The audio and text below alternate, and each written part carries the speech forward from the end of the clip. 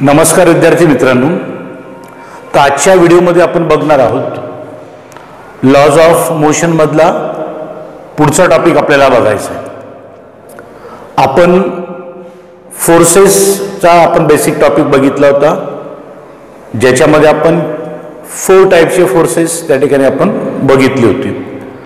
आता ते फोर्सेस तर आहेतच, आता त्याच्या पुढे जाऊन आपल्याला 2 वेगळा प्रकार आपल्याला बघायचे, दॅट इज रिअल फोर्स आणि सुडो फोर्स. आता रिअल फोर्स म्हणजे नेमकं काय रे? तर रिअल फोर्स म्हणजे it is true force. Real आहे म्हणजे ट्रू फोर्स आहे, whose origin can be traced to any 4 basic forces. म्हणजे असा फोर्स की ज्यामध्ये मॅटरचं ॲक्च्युअल इंटरॅक्शन होतं आणि जे बेसिक आपले 4 फोर्सेस आहेत त्याच्यामध्ये ज्या फोर्सचं ओरिजिन असतं त्याला आपण रिअल फोर्स म्हणतो. म्हणजे बेसिक फोर्सेस आपल्याला तर सगळ्यांना माहिती आहे. एक आहे आपला ग्रॅव्हिटेशनल फोर्स,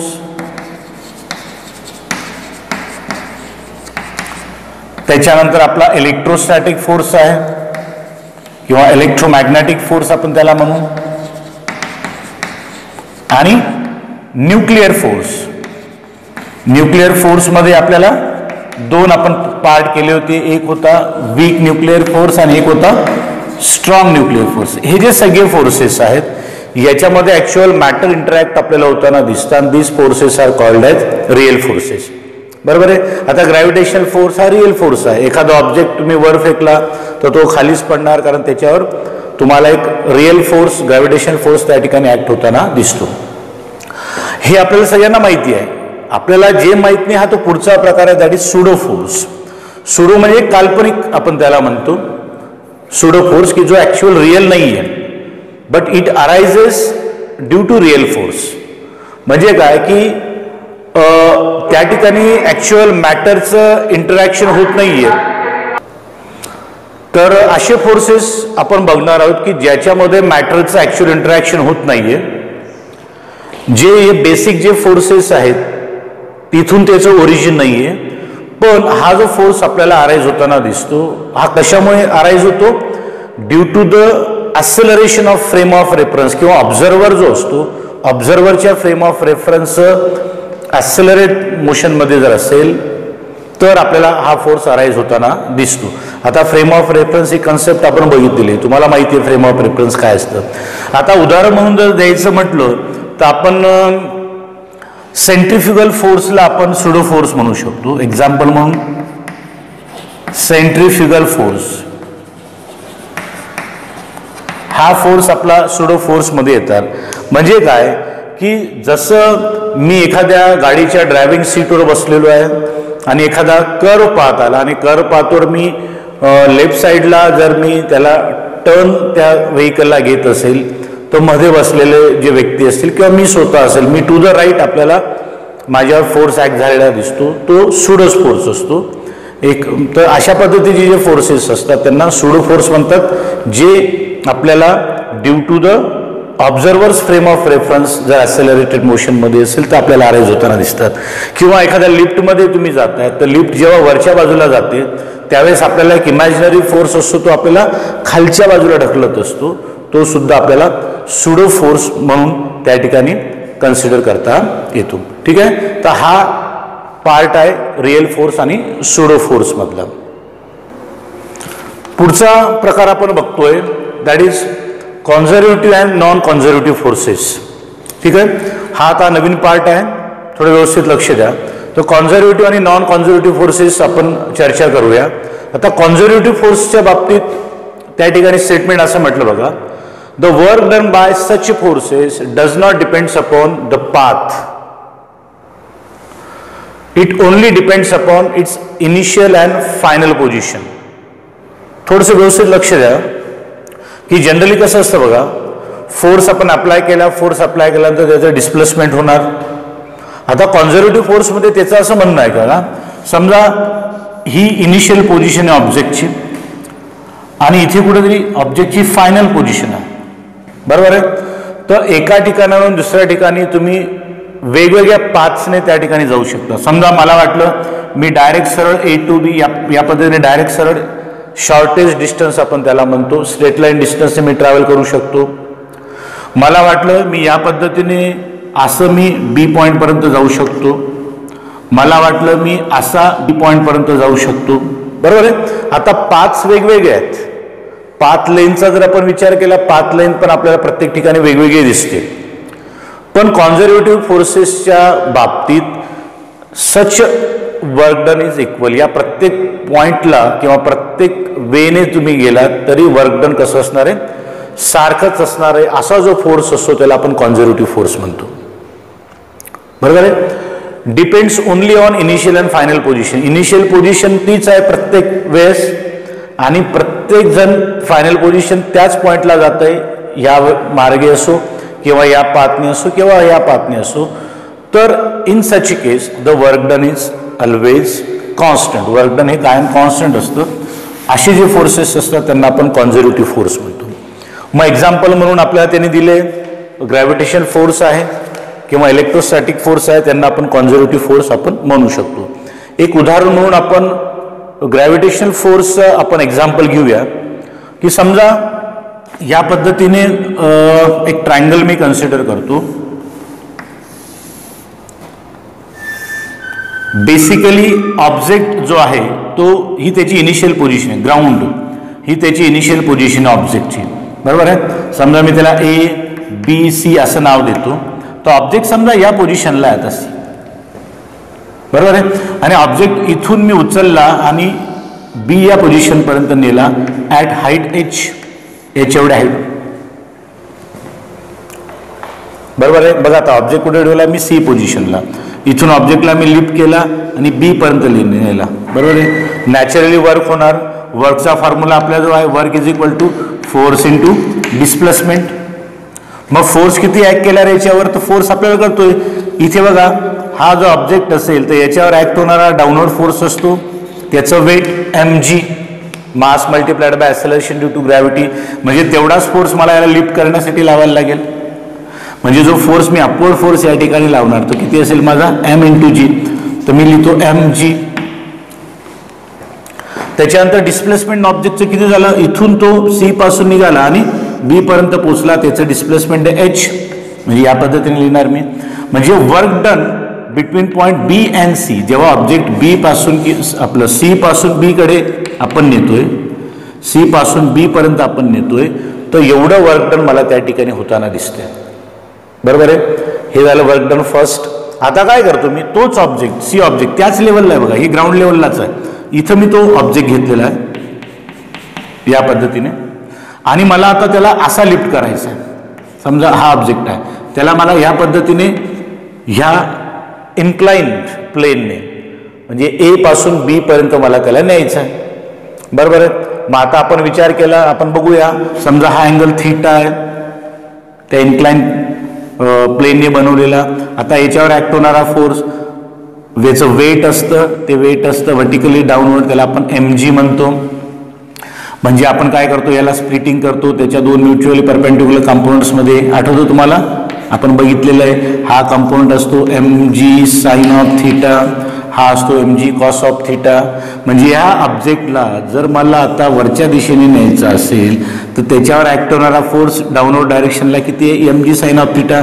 म्हणजे तेवढाच फोर्स मला लावावा लागेल, असं आहे का नाही. म्हणजे मला जेव्हा वर्क डन काढायचं फ्रॉम ए टू बी तर मला फॉर्म्युला आहे माझा फोर्स इंटू डिस्प्लेसमेंट. फोर्स तर मला मिळून गेला mg साइन ऑफ थीटा. आता आपल्याला डिस्प्लेसमेंट म्हणजे इथून इथपर्यंत तो जातोय.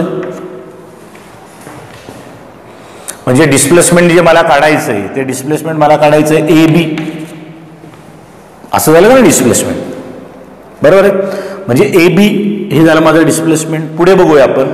समजा हा ट्रायंगल आहे बघा, हा राईट अँगल ट्रायंगल आहे हे बघा, बरोबर आहे. What is sine of theta. Sine of theta म्हणजे काय रे, साइन ऑफ थीटा म्हणजे अपोजिट अपॉन हायपोटेन्यूस.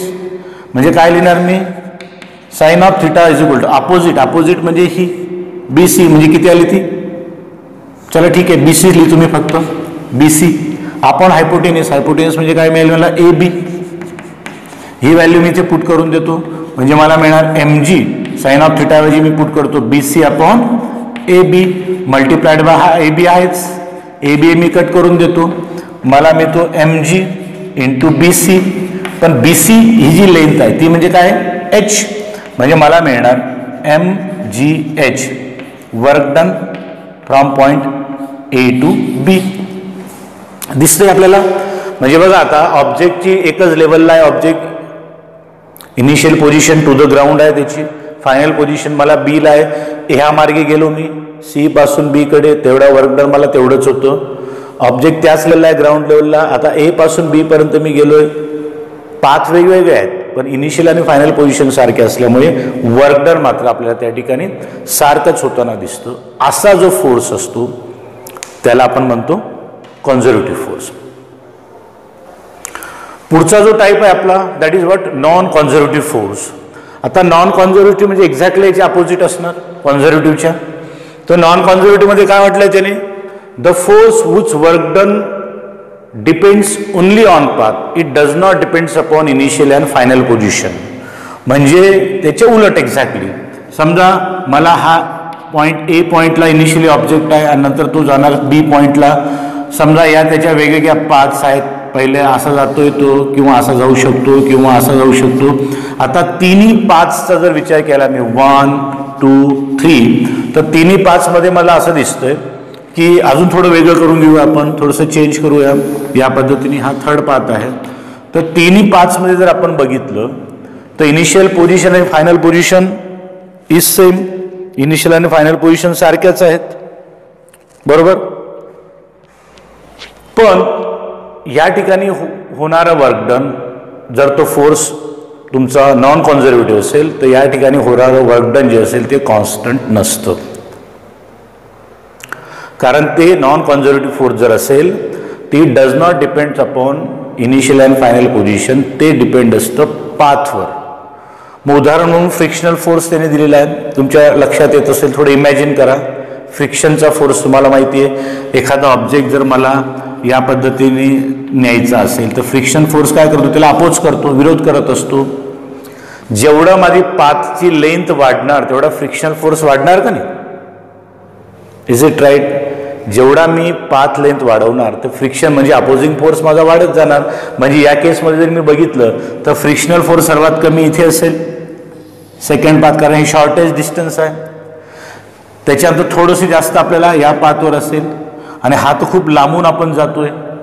म्हणजे नॅचरली या ठिकाणी फ्रिक्शनल फोर्सची व्हॅल्यू काय असेल, जास्त असेल. म्हणजे वर्क डन इथे तुमचं जास्त होणार, सर्वात कमी वर्क डन या ठिकाणी होणार. म्हणजे जरी इनिशियल पोझिशन आणि फायनल पोझिशन आपल्या सारख्या असल्या पण नॉन कॉन्झर्वेटिव्ह फोर्सच्या बाबतीत इथे होणारं वर्क डन हे सारखं नसतं. ठीक आहे, समजलं. पुढचा पॉईंट बघूया आपण, that is work done by variable sources. Work done by variable forces. Variable forces जर असतील तर त्याने क्रिएट केलेलं वर्क डन आपल्याला फाइंड आउट करायचं आहे, बरोबर आहे. आता जनरली कसं असतं, वर्क आपण फाइंड आउट करतो. तो वर्क फाइंड आउट करताना आपण काय करतो, work is equal to force into displacement या फॉर्म्युल्याने आपण वर्क फाइंड आउट करतो. किंवा त्याला स्केलर फॉर्म घ्यायचा असेल तर मी काय करतो, एफ कॉस ऑफ थीटा या पद्धतीने मी फॉर्म्युला त्या ठिकाणी लिहिणार, बरोबर आहे. वेअर थीटा, हा जो थीटा असतो it is angle between F direction of force and direction of displacement, याच्यामधला हा आपला काय असतो त्या ठिकाणी अँगल असतो. पण हे केव्हा पॉसिबल आहे, हे वर्क डन केव्हा आपण कन्सिडर करतो, Wien the force is constant. Force जर कॉन्स्टंट असेल तर आपल्याला अशा पद्धतीने किंवा या फॉर्म्युल्याने आपल्याला वर्क डन डिटरमाइन करता येतं. फोर्स जर व्हेरिएबल असेल, व्हेरिएबल फोर्स म्हणजे काय रे, समजा मी एखादा ऑब्जेक्ट मी एका ठिकाणाहून दुसऱ्या ठिकाणी मला न्यायचं आहे, तर त्याचं डिस्प्लेसमेंट समजा मी साधारणतः तो ऑब्जेक्ट 1 किलोमीटर त्याचं मी डिस्प्लेसमेंट केलं, 1 किलोमीटर एवढा डिस्टन्सवरनं त्या ऑब्जेक्टला मी शिफ्ट केलं. तर जेवढं मी डिस्टन्स ट्रॅव्हल करणार 1 किलोमीटर तो ऑब्जेक्ट घेऊन, तर प्रत्येक 1 किलोमीटरला प्रत्येक पॉईंटला मी फोर्स सारखाच लावला आहे का, नाही लावला आहे. काही ठिकाणी फोर्स कमी किंवा जास्त होऊ शकतो, म्हणजे व्हेरिएबल त्या ठिकाणी फोर्स होऊ शकतो. मग अशा कंडिशनमध्ये मला जर फोर्स कॉन्स्टंट क्वांटिटी मला फोर्सची माहिती नाही, फोर्स हा व्हेरी होतोय प्रत्येक ठिकाणी किंवा कमी जास्त प्रमाणात, तर मग अशा कंडिशनमध्ये जर मला वर्क डन काढायचं असेल तर मग ते वर्क डन कसं काढायचं ते या आपल्याला टॉपिकमध्ये आपल्याला या ठिकाणी बघायचं आहे.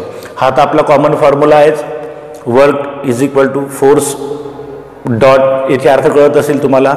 मी इथं डॉट घेतलेला आहे. डॉट म्हणजे या जरी दोन्ही स्केलर व्हेक्टर क्वांटिटी असला, वर्क ही स्केलर क्वांटिटी आहे. स्केलर क्वांटिटी असल्यामुळे इथे आपण डॉट प्रॉडक्ट घेतो, नाही तर आपण क्रॉस प्रॉडक्ट पण घेऊ शकतो. आणि डॉट घेतलं तर आपल्याला माहिती ए डॉट बी म्हणजे A B cos of theta, तसं एफ डॉट एस म्हणजे आपल्याला म्हणतात F S cos of theta. ह्या बारीक गोष्टी असतात पण हे तुमच्या लक्षात आल्या पाहिजे. व्हेरी इम्पॉर्टंट पण महत्त्वाच्या गोष्टी असतात त्या. मग आपण काय करूया, आपल्याला आता वर्क डन काढायचं आहे. मी काय करतो, एक फिगर आपण ड्रॉ करूया. या पद्धतीने एक ग्राफ आपण प्लॉट केलेला आहे. तो ग्राफ आहे फोर्स आणि डिस्प्लेसमेंट याच्या वर्सेस. इथे ज्या व्हॅल्यूज आहेत त्या डिस्प्लेसमेंटच्या आहेत या पद्धतीने, आणि इकडे ज्या व्हॅल्यूज आहेत त्या आपल्या फोर्सच्या व्हॅल्यूज आहेत. ठीक आहे, ही ओरिजिन आहे. समजा मी या पद्धतीने ग्राफ कर्व या पद्धतीने मी काढलेली आहे, लाईक दिस. ही कर्व आहे माझ्या ग्राफची. ही इनिशियल पोझिशन आहे, म्हणजे इनिशियल डिस्प्लेसमेंट त्याला समजा मी S1 मानूया आपण, आणि फायनल डिस्प्लेसमेंट ऑब्जेक्टचं इथे होतं त्याला आपण काय म्हणूया, S2 मानूया. ठीक आहे. आता इथे जर मी बघितलं का तर मला बघा इथे फोर्सची व्हॅल्यू ही आहे, पण जसा मी पुढे जातोय फोर्सची व्हॅल्यू मला चेंज होताना दिसतं. अजून मी कुठेतरी पुढे जातोय परत मला फोर्सची व्हॅल्यू चेंज होताना दिसते. म्हणजे फोर्स हा कॉन्स्टंट नाही आहे. फोर्स हा कॉन्स्टंट नाही आहे, फोर्स हा व्हेरिएबल आहे. आणि असा जो व्हेरिएबल फोर्स असतो, अशा व्हेरिएबल फोर्सने केलेलं वर्क डन मला काढायचं असेल तर मग आपल्याला थोड्या वेगळ्या पद्धतीने काढावं लागतं. मग मी काय करणार, एखादा स्मॉल डिस्प्लेसमेंट आपण कन्सिडर केलं, ज्याला आपण DS म्हणूया, स्मॉल डिस्प्लेसमेंट असेल एवढं या पद्धतीने. तर मग याच्यासाठी किती वर्क डन झालं ते आपण डिटरमाइन करू शकतो. एकदम आपण एवढं स्मॉल हे घ्यायचा, हे डिस्प्लेसमेंट एवढ्या स्मॉल आपण घ्यायची, छोटी स्ट्रीप घ्यायची DS डिस्प्लेसमेंट, जेणेकरून ड्युरिंग दिस डिस्प्लेसमेंट फोर्सची व्हॅल्यू काय असली पाहिजे, कॉन्स्टंट असली पाहिजे. त्या डिस्प्लेसमेंट पुरती फोर्सची कॉन्स्टंट व्हॅल्यू कशी असते, कॉन्स्टंट असली पाहिजे असं आपण मानतो. बरोबर आहे. आणि मग आपण हा जर एरिया फाइंड आउट केला, हा जर एरिया मी फाइंड आउट केला तर मला याने केलेले वर्क डन, या फोर्सने केलेलं वर्क डन मला फाइंड आउट करता येतं. अशीच पद्धत आहे. म्हणजे जर मला वर्क डन फाइंड आउट मग मी काय करणार, अशी जी सर्व छोटे छोटे स्ट्रिप्समध्ये यांचं कन्व्हर्शन मी करणार आणि प्रत्येक स्ट्रिपचा एरिया मी फाइंड आउट करणार. आणि सगळ्यांची जर मी बेरीज केली किंवा सगळ्यांना जर मी एकत्र केलं, सगळ्यांना जर मी इंटिग्रेट केलं तर we will get total work done. म्हणजे टोटल वर्क डन जर मला फाइंड आउट करायचं असेल ना तर मला काय काढायचं आहे, हा जो ट्रॅपेझॉइडम आहे याचा फक्त मला एरिया फाइंड आउट करायचा आहे. हा एरिया मला फाइंड आउट केला की मला वर्क डन मिळते. बरोबर आहे. मग अशा पद्धतीने टोटल वर्क डन कसं काढलं जातं तर W is equal to integration of, integration मी बोललो तुम्हाला, हा हे सगळे जे स्ट्रिप्सचा एरिया मी फाइंड आउट केला सगळ्यांचं काय करणार, मी त्यांना इंटिग्रेट करणार, त्यांना मी ॲड करणार. तेच आपण करतोय. Integration of Fx into dx या पद्धतीने, किंवा F इंटू dx असं जरी लिहिलं तुम्ही तरी dx म्हणण्यापेक्षा आपण S घेतोय तर मी तिला इथे Sच घेतो. बरोबर आहे. तर या फॉर्म्युल्याने वेअर इंटिग्रेशनचं लिमिट आपल्याला पुट करावं लागतं S1 टू S2. का, कारण जे डिस्प्लेसमेंट होतोय त्याची इनिशियल पोझिशन S1 आहे आणि फायनल पोझिशन आहे आपली S2. या फॉर्म्युल्याने आपल्याला त्या ठिकाणी काय काढता येतं, वर्क डन आपल्याला डिटरमाइन करता येतं. बरोबर आहे. मग ठीक आहे, फॉर्म्युला तर आपल्याला कळला सर, पण मग जर आपल्याला एखादा छोटासा प्रॉब्लेम आपण जर याच्यावरचा थोडासा इमॅजिन केला एक्झाम्पल म्हणून, की एखादा ऑब्जेक्ट असेल, या ऑब्जेक्टला मी फोर्स लावला, समजा तो फोर्स मी घेतला 5x न्यूटनमध्ये, आणि मग त्या फोर्सचं जे किंवा त्या ऑब्जेक्टचं जे डिस्प्लेसमेंट झालं ते डिस्प्लेसमेंट झालं समजा from displacement from 2 metre to 3 metre एवढं डिस्प्लेसमेंट त्या ऑब्जेक्टचं झालं असेल तर in that case work done आपल्याला फाइंड आउट करायचं आहे. What will be the total work done. Total work done किती असेल, असं मला त्या ठिकाणी फाइंड आउट करायचं आहे. तर मग कशा पद्धतीने फाइंड आउट करणार आपण? तर आपला जो फॉर्म्युला आता इथं आहेच, हे बघा, W इज इक्वल टू, इथं लिहितो मी, W is equal to integration of S1 to S2 F into dx. आता हे दिसतंय तुम्हाला या ठिकाणी, जशी एक्सची व्हॅल्यू चेंज होणार म्हणजे डिस्प्लेसमेंटची व्हॅल्यू चेंज होणार तसा फोर्स पण चेंज होतो.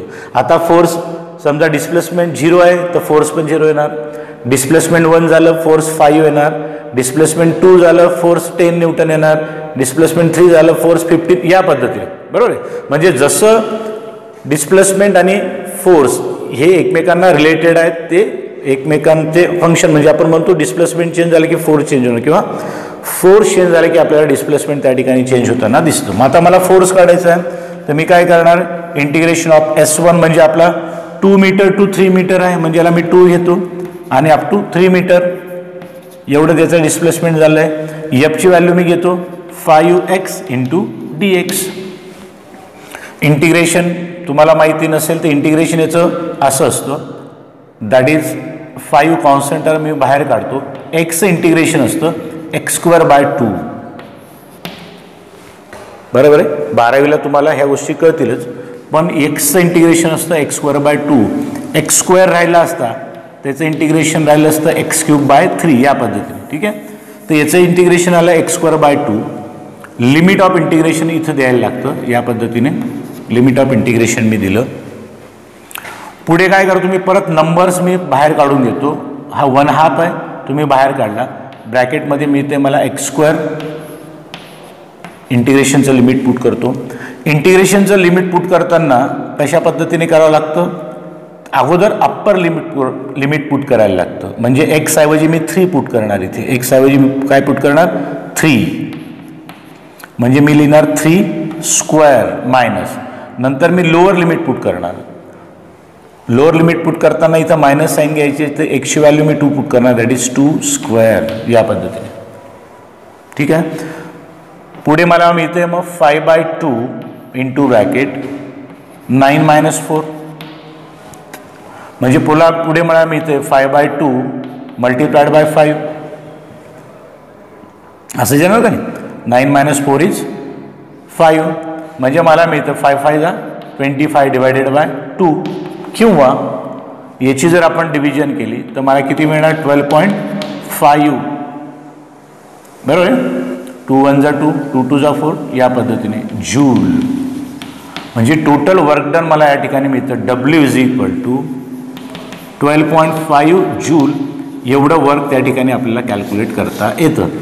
ठीक आहे. तर अशा पद्धतीने आपल्याला न्यूमेरिकल्स पण याच्यावर विचारले जाऊ शकतात. एक साधं सिंपल मग तुम्हाला समजेल अशा पद्धतीने छोटा आपण प्रॉब्लेम या ठिकाणी घेतलेला आहे. पुढे जेव्हा आपण न्यूमेरिकल्स सोडू तेव्हा अशा पद्धतीचे प्रॉब्लेम्स आपल्याला सॉल्व्ह करता येतील. ठीक आहे. तर एवढा पार्ट आजच्या व्हिडिओमध्ये आपण बघितला आहे. बाकी आपण बघूया पुढच्या व्हिडिओमध्ये. थँक्यू.